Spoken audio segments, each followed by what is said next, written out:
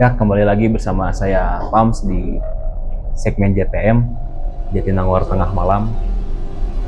Sebenarnya masih ingin menceritakan kembali ya pengalaman pribadi saya mengenai yang horor-horor, dan tentunya ini bisa menjadi sebuah acuan juga buat kalian bahwasannya ternyata dunia gaib itu nyatanya ada, dan saya juga menghimbau kepada kalian juga untuk tidak mengganggu ya, dan juga yang khususnya muslim itu cukup mengimani bahwa yang gaib itu ada, dan tadi ya tidak mengganggu antar alam. Kita di alam dunia, mereka juga punya alamnya, dan itu kalau bisa dipelajari bisa ada ketersinambungan. Cuman kalau tadi tidak kuat dan sebagainya itu bisa menjadi gila, stres ya, karena tidak normal pada umumnya gitu. Yang lain tidak bisa melihat, tapi kita sendiri melihat. Nah, pada kali ini saya akan menceritakan, kalau di episode kemarin itu kan saya menceritakan di pengalaman SD ya. Sebenarnya banyak sekali gitu. Kayak saya di SMP ya, ini segmen saya SMP, saya tuh punya pengalaman kayak membantu orang untuk dari apa ya, kerasukan ya bahasanya, kesurupan. Dan di situ saya sangat pede sekali karena jiwa terpacu saya mengenai hal-hal gaib itu masih sangat kuat. Dan pengalaman SD kemarin itu nggak menjadikan saya kapok gitu. Saya di telepon, kemudian juga ada sosoknya langsung gitu. Saya juga belum kapok. Dan di SMP itu makin menjadikan diri saya lebih berani, kalau wah, hal-hal seperti itu saya harus lawan, saya harus memberanikan diri. Sehingga di SMP saya memiliki pengalaman ya kesurupan. Cerita dimulai ketika saya itu mendatangi sebuah tempat, itu BMC ya, Bandung Medical Center kalau nggak salah.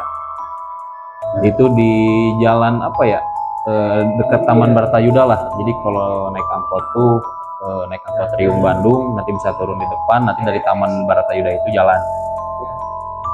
Kalau nggak salah tuh itu teh rumah sakit yang terbengkalai waktu itu, sekitar 2014-an. Di situ saya mendapatkan info dari teman-teman, hayulah orang scary joban gitu.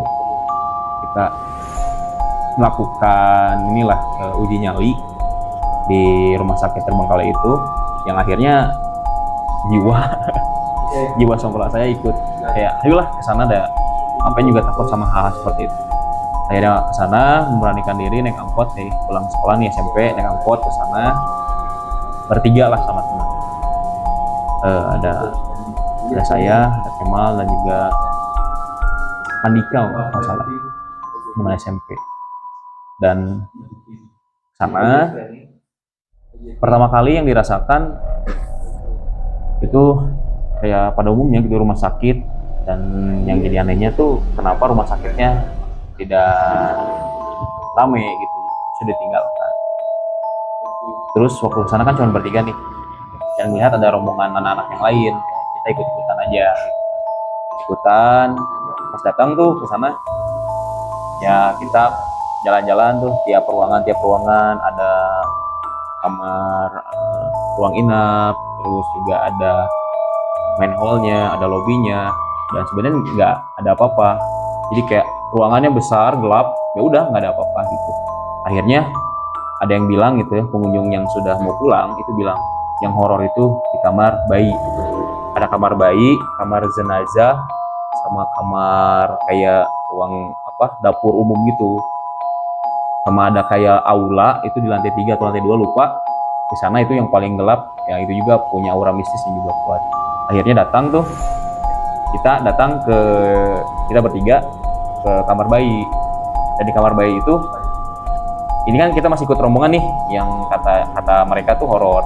Akhirnya kita disuruh meditasi, kita buat lingkaran, dan di lingkaran itu kita diem aja. Jadi si rombongan yang lain itu SMA kalau nggak salah, SMA tuh bilang, coba kalian meditasi di sini, rasakan energi positif atau negatifnya. Nah di situ teman langsung bilang ke orang teh kayak, pam, pulang, kenapa? Dia kayak nunukin gitu kan, orang ngeliat itu di depan tuh. Jadi kita meditasi gini, jadi ini masuk nih, masuk, kita ngelingkar di pintu masuk. Jadi kayak di ujung sebelum ke kamar mandi itu ada ruangan lagi. Nah pas di ruangan itu dia nunjuk sana, di situ ada. Sebenarnya orang kayak apa sih, nggak ada apa-apa. Orang ngeliatin kayak nggak ada apa-apa. Oke, akhirnya keluar, dia sampai kayak megang tangan orang tuh kayak, "Duh, ayo mau balik. Kenapa mana mau pulang?" Sedangkan orang sendiri yang tadi nge-challenge nggak ada gitu, nggak ada sosoknya. Dan ketika dia berjalan kayak megang tangan orang gitu, di belakang tuh ada aura-aura kayak orang juga merinding juga. Dan pas dilihat sedikit aja kayak lihat ke belakang itu tuh, ada kuntilanak teman-teman.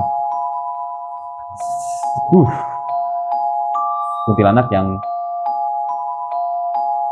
ya rupanya kayak pengen menjaga anaknya gitu, kayak mencari anaknya yang hilang, karena kan di situ kondisinya kamar bayi ya. Dan di situ kayak orang baru notice kayak temen orang tadi, dia ngelihat sosok itu. Akhirnya kita keluar terus berdiskusi lagi, mau lanjut nggak kita jelajah masjid ini. Nggak deh, karena juga dia udah ngerasa nggak kuat, bahkan udah pucat mukanya, karena dia yang paling lihat, bahkan bulat banget, kayak dalam mati kayak lihat sosoknya tuh ya bener-bener sosoknya. Kalau orang tuh cuman ngelihat apa ya siluetnya aja, walaupun nggak ngeliat full. Cuman itu ngebuat diri untuk wah ini kayaknya kalau dieksplor sendiri dan lebih dalam lagi lebih seru kayaknya, tapi tidak di momen kali ini ya, akhirnya menunda. Dan banyak sih sebenarnya yang akan diceritakan di next episode. Mungkin itu di BMC chapter 1 menjadi sebuah penghantar bahwasannya waktu itu di BMC juga, Bandung Medical Center ini menjadi sebuah tempat yang benar-benar horor di zamannya. Mungkin absen atau absen kedepannya itu bakal jadi lebih sering, dan bahkan diri menjadi lebih berani lagi ke depannya. Yang ini akan menjadi bumerang di masa yang akan datang. Mungkin itu kata-kata hari ini. Tetaplah berani, dan berani dalam kebenaran, bukan berani karena kebodohan. Cukup dan sekian.